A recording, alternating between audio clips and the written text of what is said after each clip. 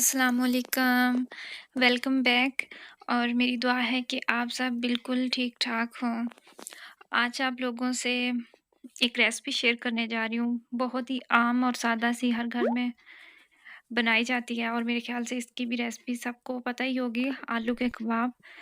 इससे पिछली वीडियो में मैंने आप लोगों को बताए थे आलू वाले पराठे और उसमें मैंने थोड़ा-सा चेंज किया था कि मैंने चेडर चीज़ का एक स्लाइस डाल दिया था। मुझे सूखे धनिये की स्मेल बहुत पसंद है। फ्रेश धनिया भी पसंद है लेकिन उसकी स्मेल मुझे इतनी पसंद नहीं जितनी मुझे सूखे धनिये की स्मेल पसंद है। और मैंने देखा तो धनिया ख़त्म हो चुका था और मैंने कहा कि चलो मैं अपनी रेसिपी स्टार्ट करने से पहले एक दफ़ा ये धनिये वाला तो काम ख़त्म करूँ, फिर कुछ दिन आराम से निकल जाएँगे। आप लोगों के साथ भी ऐसा ही होता है कि जब भी कुछ गरम मसाला या ज़ीरा या धनिया ये जब ख़त्म हो जाता है तो जब पीसना पड़ता है वो मुझे इतना मुश्किल लगता है ये काम इतनी हिम्मत करके तो फिर एक दफ़ा से करना पड़ता है। ख़ैर इसके बगैर गुज़ारा भी तो नहीं है ना। तो वो अभी फिर मैं ये एक दफ़ा साफ़ कर लूँ, नीचे भी थोड़ा-सा गिर गया था, तो इसके बाद फिर मैं अपनी रेसिपी स्टार्ट करूँगी। और मैं अपनी पिछली रेसिपी की बात कर रही थी कि मुझे लगा कि लोग कहेंगे, आप सब कहेंगे कि अम, ये देखें कि आलू वाले पराठे की रेसिपी हमें बता रही है, ये वाली रेसिपी किसे नहीं पता? तो वो मैंने आप लोगों से बातें भी करनी थी, ज़ाहिर-सी बात है, कुछ दिखाना भी था। तो मैं बना रही थी आलू वाले पराठे, तो वो मैंने रेसिपी शेयर कर दी और मुझे इतना अच्छा लगा आप सबके कमेंट्स देख के, मुझे इतना पसंद आया। मैं मेरी सिस्टर गौर मोहसिन कह रही थी कि मेरा तो फ़ोकस बस था ही आलू वाले पराठे पे, आपकी बातों से ज़्यादा वो मैं देख रही थी। तो मुझे इतनी हँसी आई कि आप लोगों का शुक्रिया बहुत-बहुत।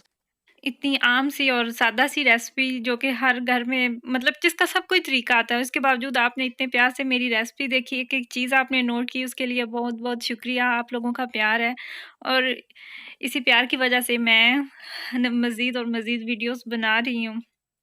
शुक्रिया आप सबका। तो वही बात आलू वाले कबाब इसकी बनाने की 2 वजह थी। एक तो काफ़ी ज़्यादा टाइम हो गया, काफ़ी अरसे से मैंने ये वाले कबाब बनाए नहीं और दूसरी वजह ये है कि घर में आलू बहुत जमा हो गए हैं। वो मैं सोच रही थी कि इसी ज़रिए थोड़े से आलू ज़्यादा इस्तेमाल हो जाएँगे, वरना तो आपको पता है फिर ख़राब होना स्टार्ट हो जाते हैं आलू। तो सोचा कि आलू भी थोड़े से कम हो जाएँगे, कुछ इस्तेमाल हो जाएँगे और फिर काफ़ी दिनों से बनाए नहीं थे कबाब, तो ये भी चाय के साथ आपको पता है इन कबाब का कितना मज़ा आता है, अगर साथ पुदीने की चटनी हो, मुझे पुदीने की चटनी बहुत पसंद है और मेरे घर में शौक से खाई जाती है, मेरे हस्बैंड को भी बहुत ज़्यादा पसंद है। आपको एक मज़े की बात बताऊँ?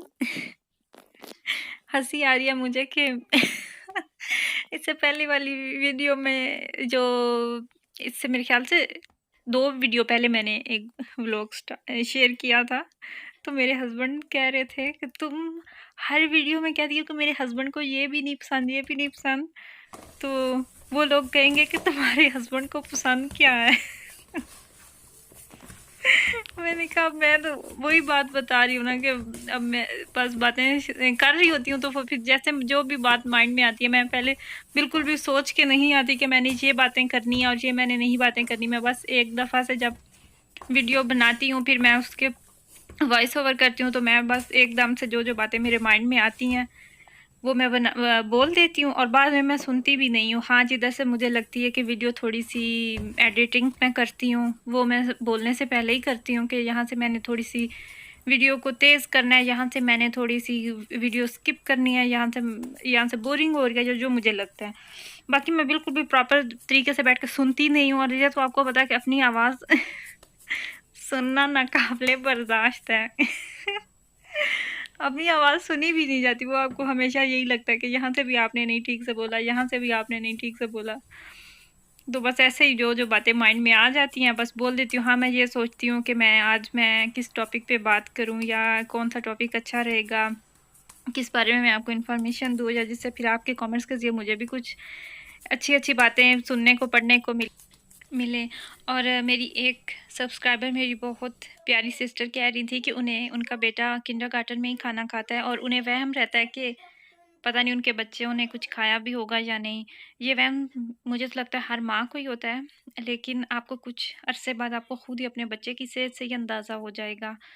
मुझे भी यही वहम रहता था कि स्टार्ट में तो ख़ैर बच्चे खाते भी नहीं हैं कुछ दिन, लेकिन आहिस्ता-आहिस्ता उनको तो उनके पास तो वो खाना भी प्रॉपर बच्चों के लिए बनाया जाता है और उनके पास काफ़ी तरीके होते हैं। वो जो अर्सियन होती हैं, टीचर्स जो होती हैं, वो स्पेशल कोर्सेज़ करके बच्चों को सारी नफ्सियात पढ़ के सब कुछ बच्चों से रिलेटेड जो उन्होंने सब कुछ स्टडी किया होता है, तो उन्हें मेरे ख़्याल से हमसे ज़्यादा तरीका अच्छे तरीके से वो बच्चों को हैंडल करती हैं, खाना खिलाती हैं। तभी तो बच्चों की इतनी अच्छी रूटीन सेट हो जाती है। हमारे ही बच्चे हमारे ही देसी बच्चे आप देखें कि किंडरगार्टन में आप जाके अपने बच्चे को देखें, बहुत ही वेल मैनर्ड, एक चीज़ उठाई, वापस जाके उसकी जगह पे रखी, वो जैसे वो टीचर्स कह रही हैं, उसी तरीके से उनकी बातों पे अमल कर रहे हैं। और यही बच्चे जब घर में आते हैं, तो ये इनकी हालत और हुई होती है। तो मैंने तो यही अंदाज़ा लगाया कि ये घर की निस्बत किंडरगार्टन में और स्कूल में ज़्यादा ज़रा अच्छे तरीके से रहते हैं। उसकी वजह यही है कि देखिए, हमारे बच्चे हम तो इन्हें डाँट भी लेते हैं, मार भी लेते हैं अक्सर औक़ात में जब बच्चे ज़्यादा तंग करते हैं।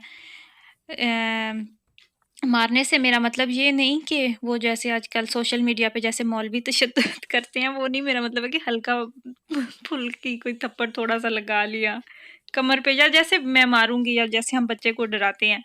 लेकिन वहाँ पे तो बस डाँटना है, ज़्यादा उनकी आखिरी हाथ उनकी डाँट ही होती है और उस डाँट से ही और उनके बस बिहेवियर से बच्चे इतना कुछ सीख जाते हैं। तो मुझे तो अच्छा ही लगा क्योंकि मेरा एक्सपीरियंस बहुत अच्छा रहा है और इसीलिए मैंने अपने छोटे बेटे को बहुत जल्दी उसका स्टार्ट करवा दिया था। और आपको भी ये वहम तो होता ही है, लेकिन इंशाल्लाह ताला टाइम के साथ-साथ सब कुछ ठीक हो जाएगा। आपको पता चल जाएगा, आपके बच्चे की सेहत से ही आइडिया हो जाता है और फिर जब बच्चा घर आता है तो भी आइडिया हो ही जाता है कि इसको भूख लगी है या नहीं लगी। तो टाइम के साथ-साथ इंशाल्लाह ताला सब हो जाता है ठीक। छोटे बच्चों की माँ को ये टेंशन्स तो होती ही हैं, ये तो नॉर्मल सी बात है। तो मैं अभी अपने कबाब्स जो हैं उनको अच्छे से शेप दे रही हूँ।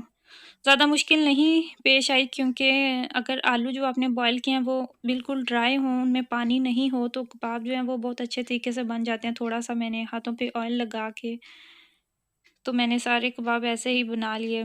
अगर आलूओं में पानी रह जाए या आपने मैंने तकरीबन 2-3 घंटे मैंने आलू बॉयल करके तो मैंने 2-3 घंटे उन्हें दे दिए थे, ठंडे होने से छलनी में मैंने डाल के रख दिए थे।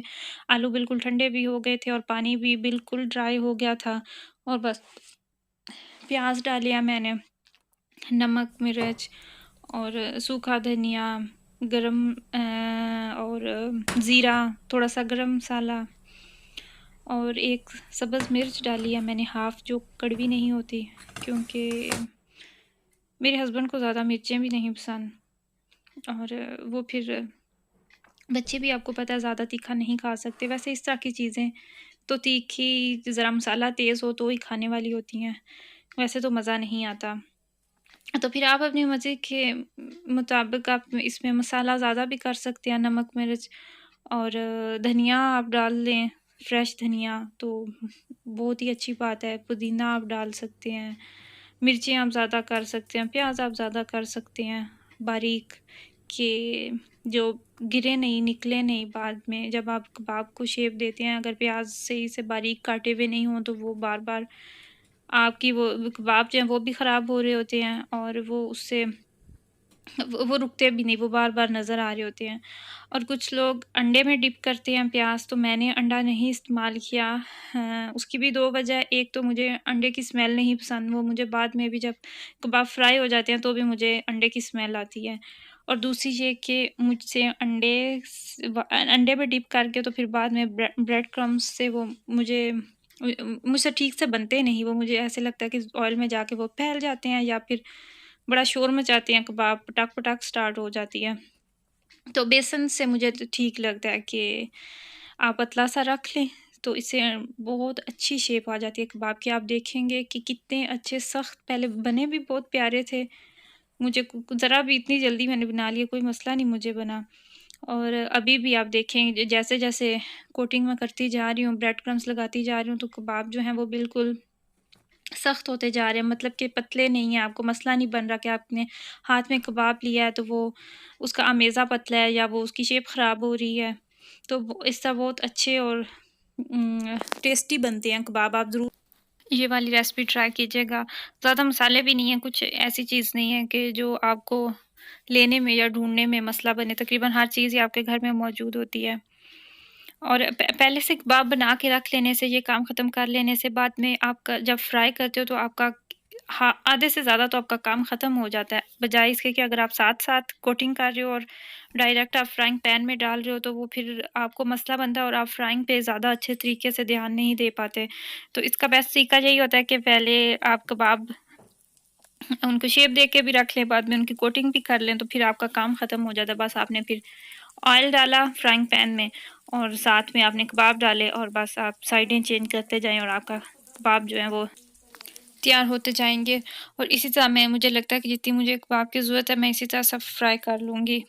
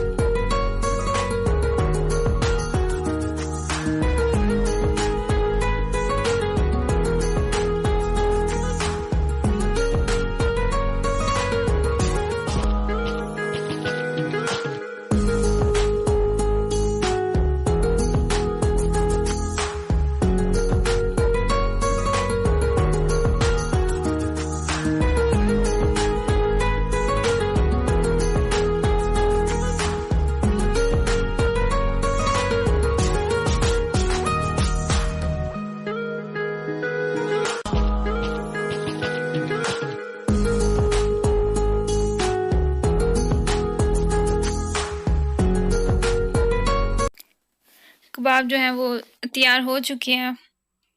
मैंने 6 कबाब फ्राई किए हैं क्योंकि मुझे लगा है कि यही काफ़ी हैं, बच्चे तो इतना खुश होके खाते भी नहीं हैं।